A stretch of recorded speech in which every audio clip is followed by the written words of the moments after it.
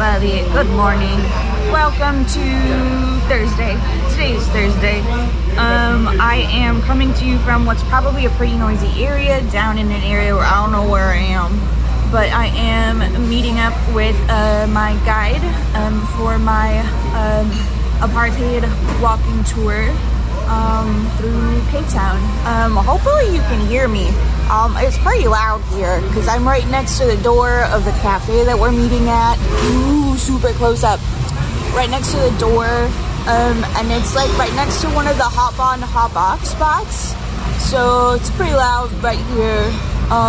But yeah, I just wanted to check in, say good morning before the tour starts.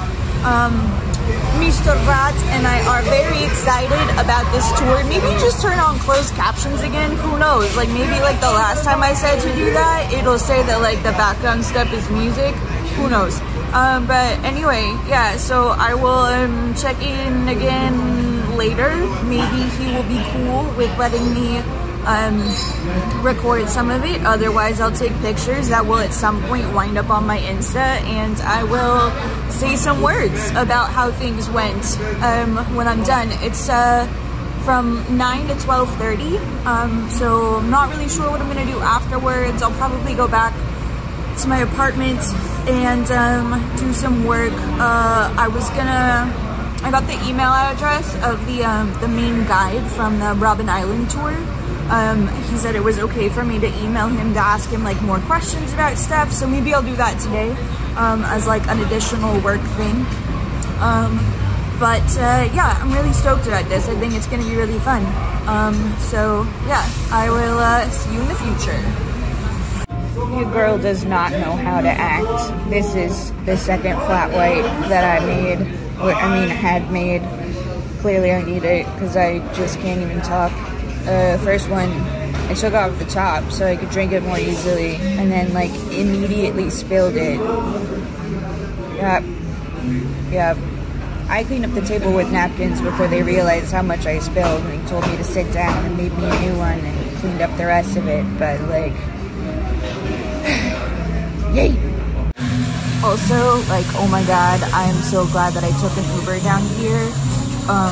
It just, like, the driving and trying to find parking would just be like way too much.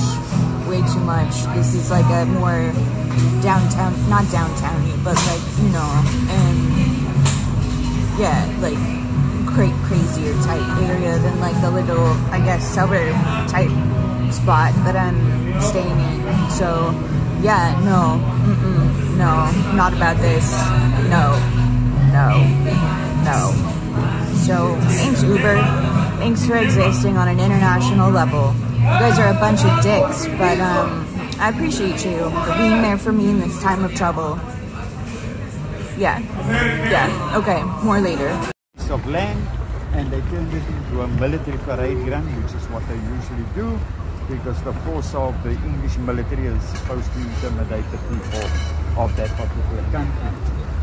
But this area became the hub of all social interaction in Cape Town from the time it was built, and of course they were also very nostalgic, so they built the City Hall, and that is what they call Edwardian architecture, because King Edward VII was sitting on the throne. And there we have an exact replica of Big Ben in London. It has exactly the same chimes, which is half the size. And from that top balcony where we have the 3 white flagpoles, that's where Prince Alfred, he addressed the English here.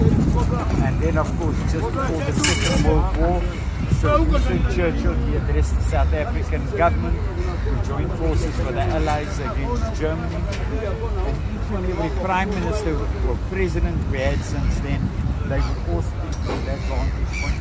So everything that happens in Cape Town happens.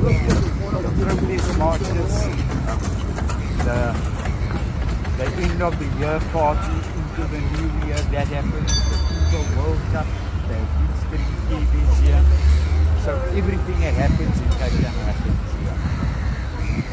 1990, when Nelson Mandela was released from prison, he gave his very first speech from the City Hall as well, but I cannot tell you exactly from which point. Prisoners from all our correctional facilities, who's got to face charges in the magistrate's court, they would drive through those big barnyards, take them down into the dungeons where the cells are. And under this road are the tunnels that lead straight into the magistrate's court. So no one can break into the river or they can't escape. Today they have fresh water and of course electricity, but it's still a terrible prison to be in. It's damp, it's cold, a lot of people get sick there. I was fortunate in 1971, I only spent one day and a night in that one. Done by the homeless, okay? They might be homeless, but they're not hopeless. So I just bring out their potential. But when I started this garden, I used 4 pickup trucks to get rid of the rubble and about 700 bags of refuse. And then we realized we couldn't grow anything here because the foundations of the houses are still here. So I taught them to make planter boxes with pallets, and of course we made our own compost.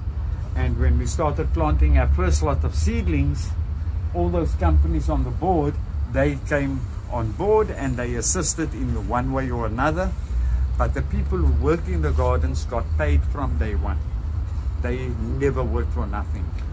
And it was after a couple of months, about 4 or 5 months, when of course a lot of the people turned their lives around.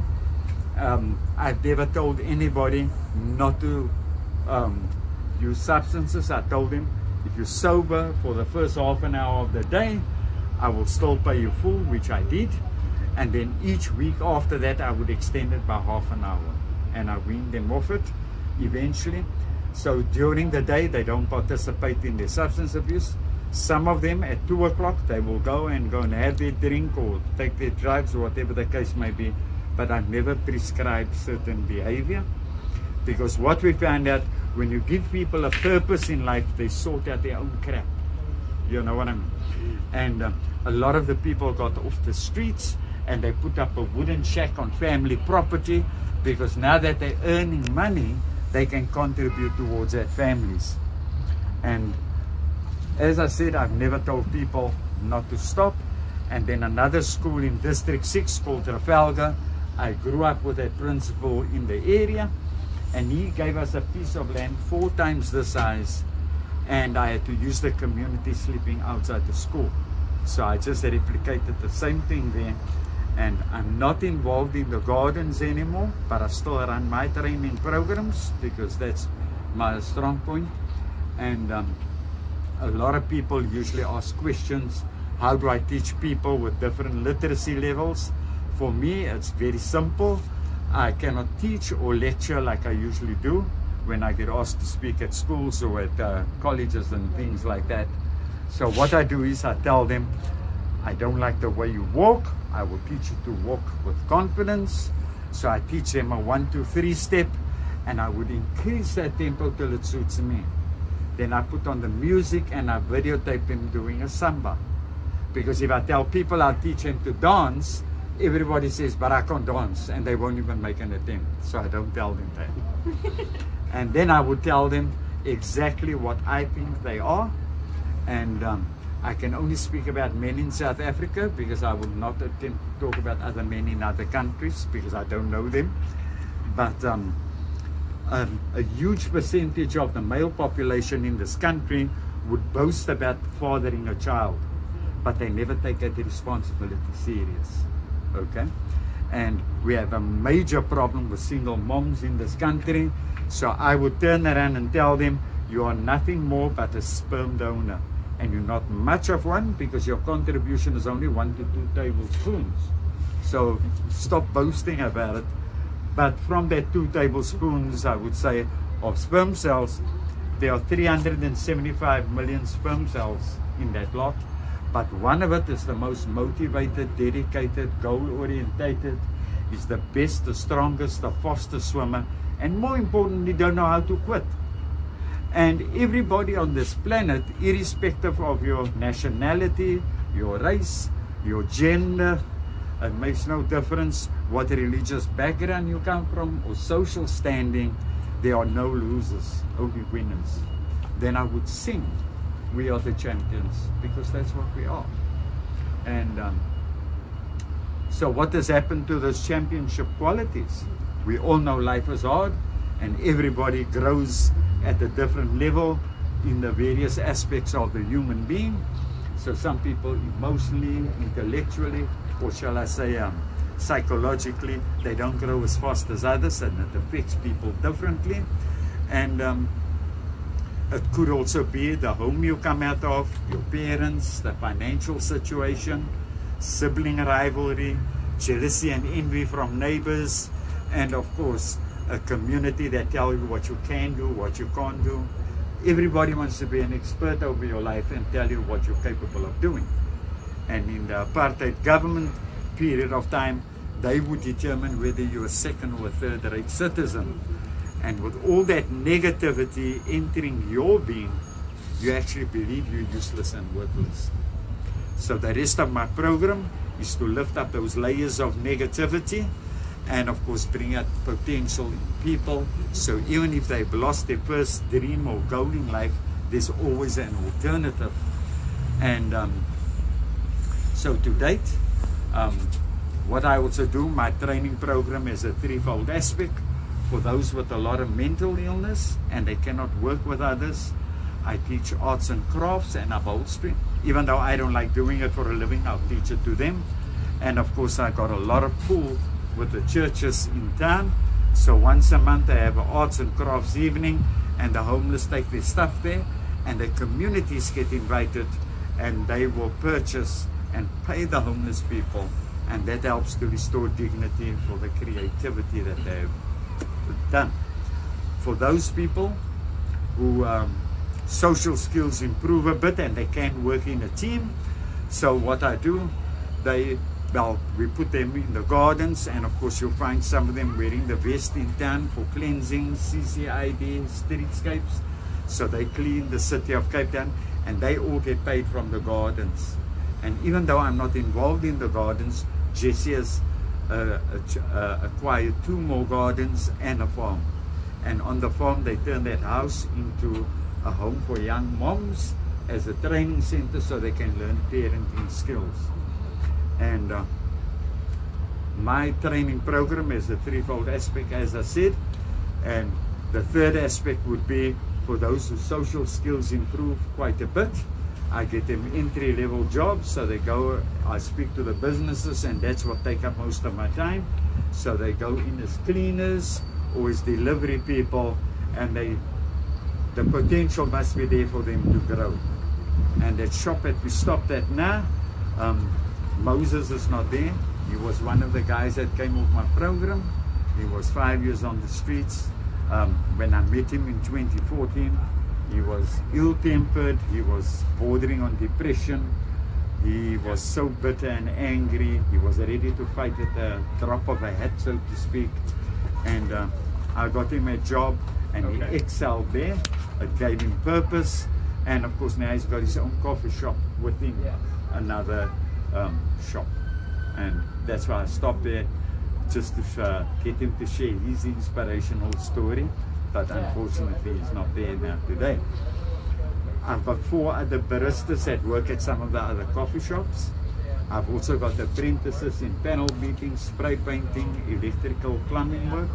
I've got women who do glass blowing, basket making, weaving, and of course bead making, which is another thing.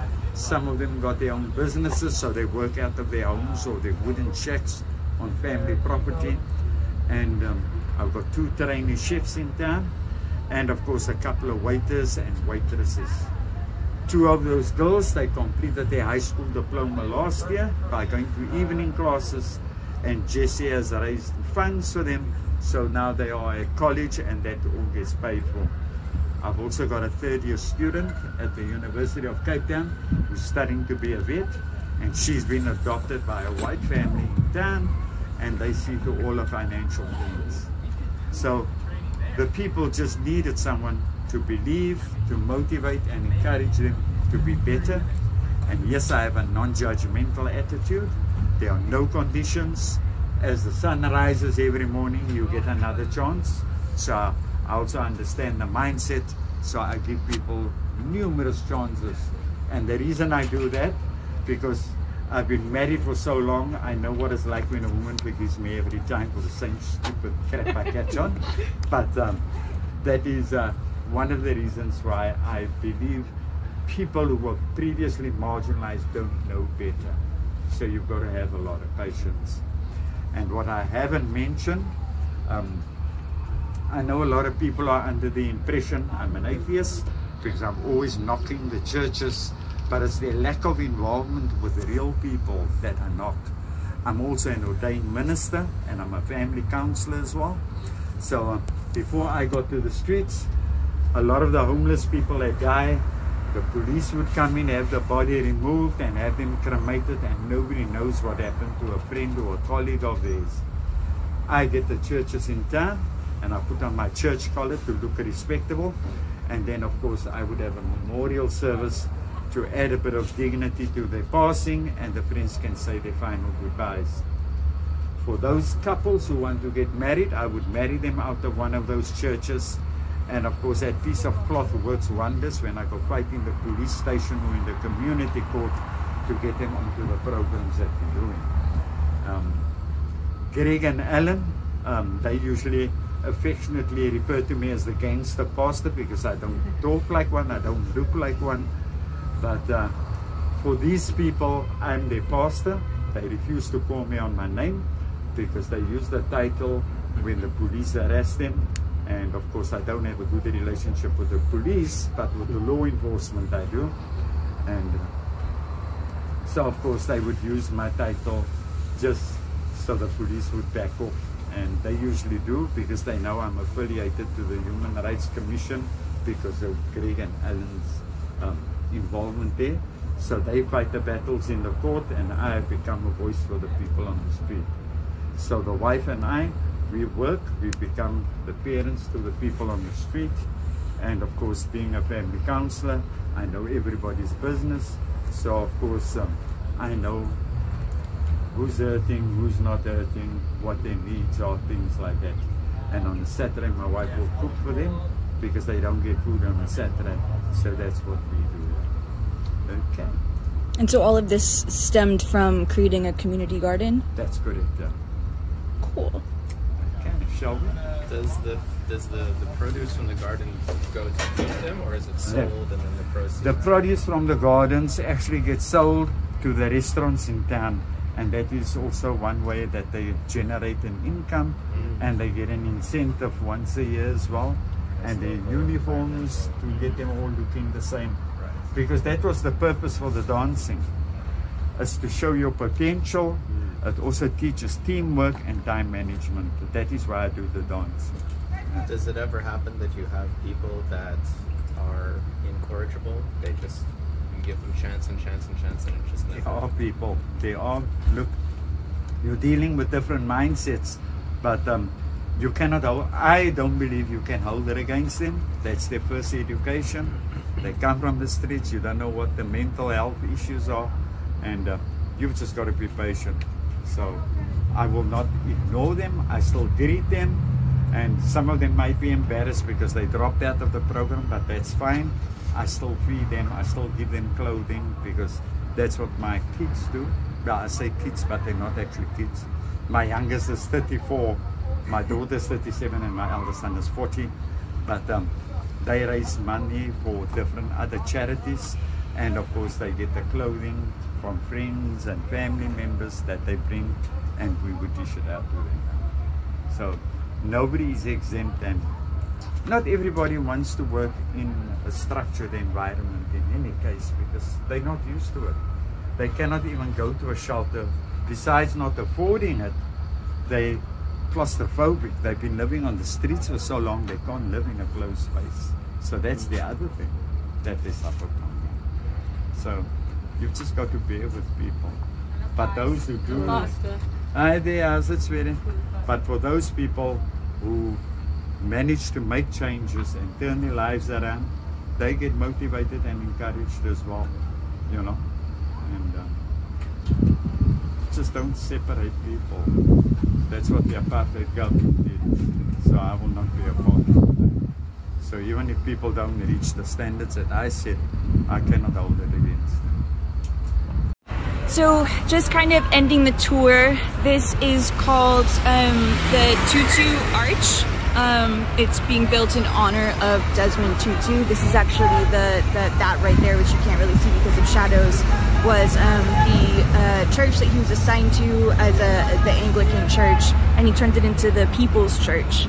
And here, along the side, let's see, to Archbishop Emeritus Desmond Tutu, our arch, to the man who speaks truth to power, who stood always at the heart of the fight, but shows the power of peace and calm, to our laughing Archbishop, sometimes strident, often tender, man of God and grandfather of the people, whose broad shoulders comfort the nation, we honor you, our arch, and thank you. 14 lines before 14 chapters, below 14 arcs of wood, the bowing wooden arches, at once strong and yielding, create a space of sanctuary and stillness for all, providing shelter but never blocking the view of the sky. Archbishop Tutu, much loved, we honor you. Sorry, the shadows. Accept this as our tribute to you. So, here it is. I can't really get a better thing of it without crossing the street, and I don't really want to do that. But so here are parts of the Freedom Charter and also the national anthem of South Africa. So I'm just gonna go across it. I don't know if you'll be able to read any of it fast enough, but you can always Google it.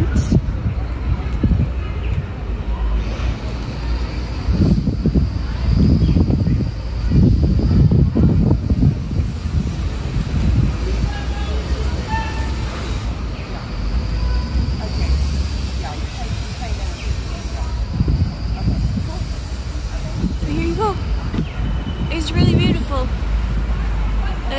That's the sort of the end of the tour. I'm gonna say some more later on when I get back to my apartment, and also maybe some interjections between me and what I recorded. So I mean, you'll find out by the time you're watching this. But yeah, I hope that all of that, what you saw, by the time I've made this for you, will be interesting and informative, and what I have to say later will also be interesting and informative. Okay guys, I'm back at my apartment, having taken some time to just sort of chill out, relax.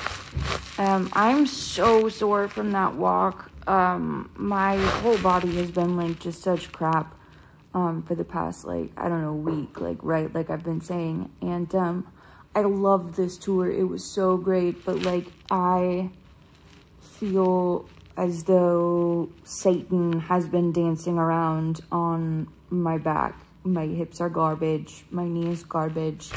So I'm gonna sit on my bed, which is nice and comfy, and just hang out for the rest of the day. I've been like, I understand top sheet, or I understand no top sheet life now. Because I have this, like my comforter or whatever is so just nice, and the duvet cover is just like nice cotton and easily can snap off to be washed. It's very comfortable, you know, it's light, it's not like too hot or anything, and it's like just heavy enough to like feel, you know, comfortable, right? You could easily like add blankets underneath it for when it's cold. But yeah, I'm like, I totally understand the no top sheet life.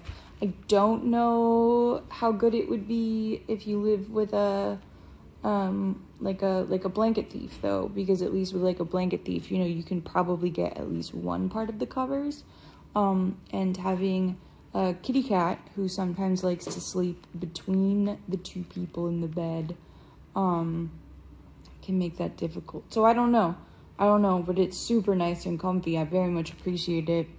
But anyway, so to get back to talking about what today was like, so aside from like the clips that you saw, there was a lot of really interesting information. I had to delete one or two things simply because like the wind was too loud, which like I apologize for the windiness of the parts that I did keep. I think that they were worth it to keep instead of me just sort of summarizing with a bunch of blah, blah, blah. Anyway, on the tour, it was me and then two groups of two. Two of them I know were Australian because they introduced themselves literally with "G'day, mate." I was just like, oh my god, are you, like, is that just how you talk normally, like you personally, or are you just doing that to be like, I'm clearly Australian? But anyway, so Ricky was really, really great to talk to, as evidenced by like the quality, I think, of the clips of the tour that I showed. It's one of those situations where like, gosh, I wish that like this were the kind of tour that like anyone I know could go on. But it kind of really cements for me the importance of going on tours where you actually get to understand like the social geography, I guess, of a city, of an area, because all of them have history. I know in San Francisco there's a really amazing group that you can go on tours with called Shaping San Francisco. Highly recommend if you are in the Bay Area to go on one of these tours, because, you know, you can learn about the labor history of San Francisco, ecological history of San Francisco. Anyway, that's just a thing for people who live there or visit there. But now back to Cape Town. Talking about that, that big public square, where, like, you know, you saw, like, that big, government building that, you know, used to, be City Hall or whatever, that big square where there was also the statue of King George, and he was talking about, where heads of state gave speeches from. First of all, one part that I didn't wind up catching was that Nelson Mandela, when he gave his speech there after being elected as president, did not speak from the top balcony. The ANC actually specifically banned him from speaking from the top balcony because that is where the oppressors had been speaking from, the colonists and like the apartheid government and all of that. That's where they'd been speaking from. So instead, it's not entirely clear where he spoke from, which, I mean, like, that's a little weird to me. I don't know, I guess it's just that, like, Ricky who, like, didn't know, but because I'm sure they're pictures, but so, like, he either spoke at the lower balcony, which is not super likely because that means that, like, not a lot of people would have been able to see him, or he spoke from one of the ones along the side. I actually think I'm going to go and see if I can find that information later, which will be good for me because then I will know it. And you can all Google it too, I'm sure. Google's free, guys. Yeah. Anyway, so that I think was really, really neat. I also, when we were leaving there and continuing our walk, I asked him what he thinks about the fact that, like, why is it that the statue of King George that was there hadn't been taken down? And he told me that, like, there's been a lot of talk about taking down statues like that of either colonialist figures or apartheid government figures, and that there was some talk like 2 years ago of like some of it happening, I guess, but that he doesn't think that they should all be taken down. He thinks it's really important for them to stay up, because that means it's a public reminder. It's a sign for like anyone and everyone to see, to not do this kind of thing in the future, because of the whole, you know, history repeating itself kind of a thing. It's a very public sign not to do that, which I thought was really interesting. And I think kind of highlights a big difference between South Africa and the United States in terms of like race relations, because we don't have a society like this at all, right? I mean, like, obviously there are still a lot of problems here with, like, economic imbalances and, like, you know, like, all of that kind of stuff, right? That I could go into detail about, right? Like sure, Black Africans have political power, are in the majority, and in that sense, but there still isn't, like, racial equality when it comes to like economic stuff and really, like, social stuff on a lot of levels. The police are still, like, super corrupt, blah blah blah. Anyway, but so I still think it highlights a really interesting difference in that with this whole, like, Rainbow Nation ideology, that it's very important to reconcile history, I guess, and to try to sort of recognize the fact that, like, yes, this was a super corrupt and awful, terrible thing that happened, but we as a people need to move on from it. Whereas in the United States, like, we don't have a situation like that, no matter what anyone tries to say, right? Like, I don't think anyone watching this is going to be of the opinion that, like, aha, yes, post-racial society, blah, blah, blah. Which, like, so yeah, all of the conversations here in the U.S. about taking down Confederate statues, I think it's an interesting sort of comparison, but also, like, there is a difference there, I think. I mean, and I would never tell, like, it's not my place to, like, say to anyone, obviously, like, you must keep those up. Like, I personally am surprised that they do have those up still. But clearly it's because there are, like, different kinds of conversations that are being had here. Anyway, yeah, he thinks that the statue should stay up. But one of the things he was, like, really focused on, healing the scars of oppression, of racism and of hate here in South Africa, and between people, and also just, like, on a global scale, trying to heal the kinds of divides that happen. He thinks that apartheid is something everywhere, that anytime there's segregation between peoples, anytime people, like, exercise an ideology of separation or, like, superiority from one group of people over another, that's a form of apartheid. And I think that that's really interesting as well, right? Because, again, like, conversations that happen elsewhere talk about these things differently, right? But I think if anyone's gonna say, you know, like, this is apartheid too, it's probably someone who lived through it, right? I thought maybe he was gonna go, like, the like, Palestine direction of, like, it's still happening there, but, like, a war, even just, like, the US direction of, like, that's what ghettoization is. But no, he kept it much more broad. But anyway, so, like, in terms of this tour, not only did he take us around the city to show us, you know, like, the history, the real history of Cape Town, which, like, yeah, absolutely.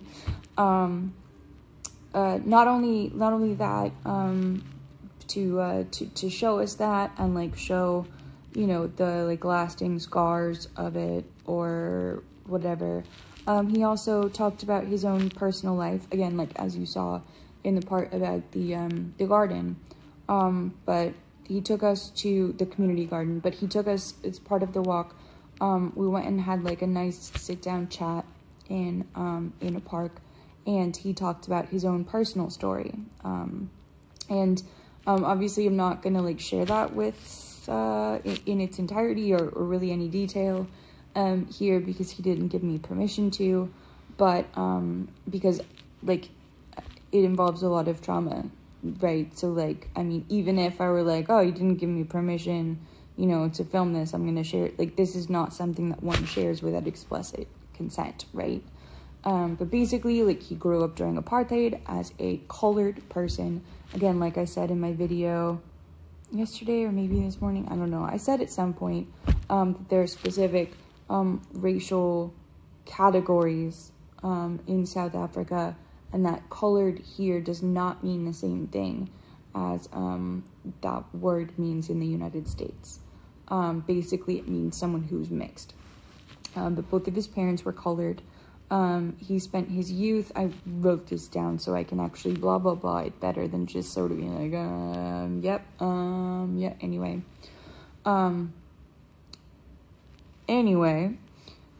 So he spent his youth living in District 6, which is part of, it's the part of Cape Town where all non-whites at the time lived.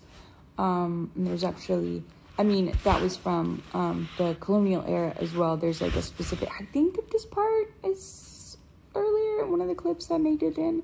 But there's a road specifically that was like the concrete curtain or whatever that separated the whites from the non-whites, the like desirables from the undesirables, right? The people who needed to be like watched, kept an eye on, and excluded.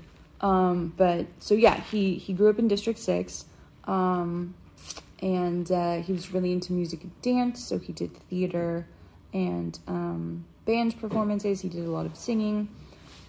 He later on he did like band performances, and his band was called Paradox. Their music was often really subversive because they sang in slave Afrikaans, which, like, there's a bunch of different dialects of Afrikaans, surprisingly, not surprisingly, but some are so different from others that you have to, like, effectively be fluent in them in order to follow what's being said. So, for example, there's also a gay Afrikaans because homophobia was and still is a really huge thing here. So he participated in student strikes because, you know, he was a young man growing up under apartheid and was very angry at, like, the unfair treatment that he received, and that was just part of the world. So because of those strikes, he went to Robe Street prison, which was a place that they sent political prisoners. And it was a place where it was a racially mixed prison, unlike Robben Island. Also, it was less secluded than Robben Island. It's actually, like, right next to the high school that he was going to. But anyway, so the white students who participated in that demonstration were let out in just, like, a matter of days because their parents could pay their bail. Whereas the colored students, like himself, on the other hand, stayed there for months. He was actually there for 8.5 months. And he was tortured quite severely while he was there. He had one of his eardrums ruptured. So he's effectively deaf on one side. He was wearing a plug there. I think maybe to, like, I don't know why that would be the case with a ruptured eardrum and effective deafness. Doesn't matter. I mean, you know, for the sake of this conversation or whatever. But some of his ribs were fractured. Others were cracked. He lost many of his teeth, so he wears dentures, and has had to wear, like, dentures since he was a child, basically. As a child, he had his teeth knocked out. But then after punching a warder for beating him while he was there, he also had his hand broken, which he found out, like, sort of more recently-ish, that the reason that it's in a lot of pain, especially during the winters, is because his bones never, like, reset correctly. So, like, I feel you there, buddy. But he struggled with addiction a lot when he was younger as well, and when he was imprisoned, for the first several days, he was dealing with, like, severe detox, right? And tried to kill himself a number of times, but then a white warder was telling him, like, giving him, you know, suggestions of, like, the best ways to go about committing suicide. And that's when he decided, like, no, and, like, made the decision to, like, go through that detox and, like, just deal with it. 5 minutes to 5 minutes to 5 minutes. and, you know, to survive, because, like, and so, you know, he says that it was his defiance against the white man, telling him what to do that caused him to give up drugs and survive prison. But so, his family was shocked when he got out of prison, because colored people don't come out of prison alive, he said. He did get arrested a number of other times, for example, for punching a white person for forcing him to get off the sidewalk. Again, I don't remember if I don't think that this clip made it in. It might have done. I don't know. You'll know. But there's a local prison that he showed us, like the main, jail, like the main jail that still gets used. He said that he has had the privilege to stay there for a couple of days, because he had, I think that was the time that he, like, just punched a white person or shoved a white person for forcing him to get off of the sidewalk. But so, yeah, the jails and prisons here still are sites of torture, of, like, terrible treatment, much like in the US and, like, elsewhere, because, you know, that's what those places can be.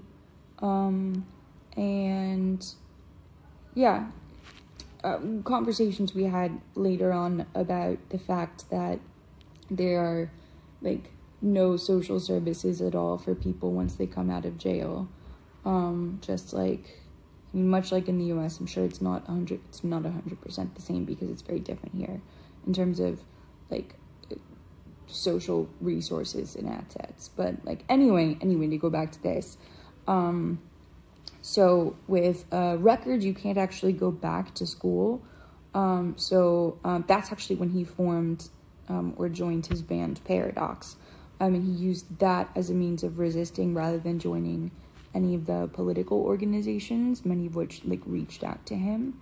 And that's also how he met his wife, who was a white woman who at the time, it was illegal for him to be dating.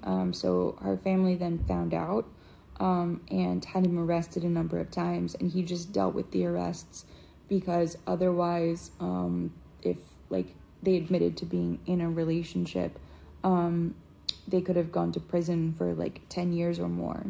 But eventually she did decide to become, like, officially disowned from her family and formally register as a colored person, because you could downgrade but you couldn't upgrade, so that they could legally get married.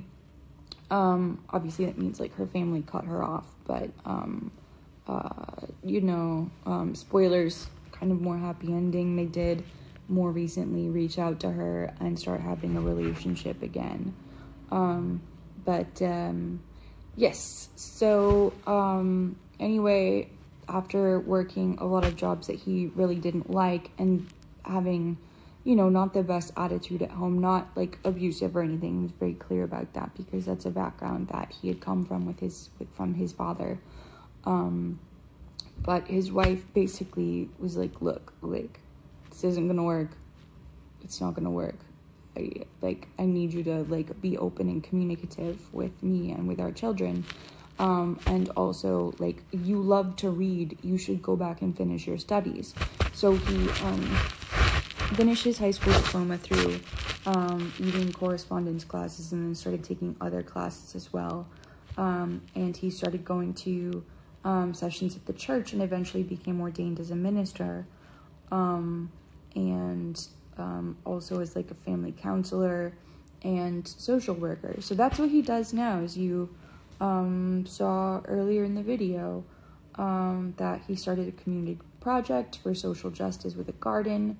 He knows all of the local homeless people. He works on getting people out of jail when they get arrested for just bullshit charges, and things that, like, you know, the only reason that they're engaging in these kind of behaviors is because they have nothing else. Like, much like in the Bay Area, homeless people don't have places where they can urinate. They don't have places where they can sleep. So, like, what else are they supposed to do? But so he works with people in those scenarios and tries to, like, help people either build a life or rebuild a life or whatever it is that they need to do. And so like I hope you really like took home and heard from the part of the video about the garden project, was that he fundamentally does not believe that anyone is hopeless or useless, that people come from different places, that they have different capabilities, different potentialities, but that all of them are human and all people are worthwhile. So then I talked to him a bit for one-on-one, which was pretty cool. Oh, also, by the way, props to him and to the other 4 people on the tour for not asking me at any point what was wrong with me or why I have a cane. Like, obviously that shouldn't deserve cookies of any kind, but at the same time, like, as every chronic pain person or person who uses a mobility aid knows, like, it is kind of a thing to, like, not be asked. It's pretty cool. Especially, I mean, yeah, anyway, it's really cool. But so, we talked one-on-one, like I said, and he told me about how he was in the US last year, to talk to high school students and also to, kind of introduce his kind of program into some of the homeless shelters there. So that's really cool. And San Francisco is one of the places. Also, okay, so it's really interesting. So Cape Town also is partially built on reclaimed land, on land that was built out past the coastline. So much like in San Francisco, there are parts of the city that like just literally didn't used to exist. The land didn't used to exist. And so the coastline is completely changed from that. And I just think that's really interesting because that like is just one more aspect of the ecology here that's like super similar to, you know, where I live. Yeah, anyway, so I also, like, I asked him if he would be okay with staying in touch, because, like, I would love to talk to him more, but also, I mean, based on what he was talking about for the community garden and the fact that he taught classes to high school students, that it would be really cool if he would be able to, like, talk to some of Glenn's classes, because, like, I told him, you know, what he's doing in terms of teaching high school students about things like food justice and social change and, like, all of that. So he said that, yeah, he would be interested in doing that, which is really cool. And I'm gonna take the clip that I recorded from him talking about the garden and make, like, a special little video to send to Glenn's Apes students, because, well, they are such darling children who deserve all of the candies in the world, and I think that they would be really interested in it. I mean, hopefully, or not, but, like, whatever, that's their choice. So anyway, like, from the trip, there's a lot more blah blah blah about the history of Cape Town. This part of the video has been 25 minutes. Obviously, so I could obviously talk for, like, way too long about it. There's gonna be pictures on my Insta. Also, you know, if you're one of the people who gave at the Patron of the Sciences level for my fundraiser, you'll be able to read more in my mini ethnography. But aside from that, I'm cutting this short because this video is going to be super long. So yeah, thanks for watching. Enjoy your life. I'll see y'all later. Bye.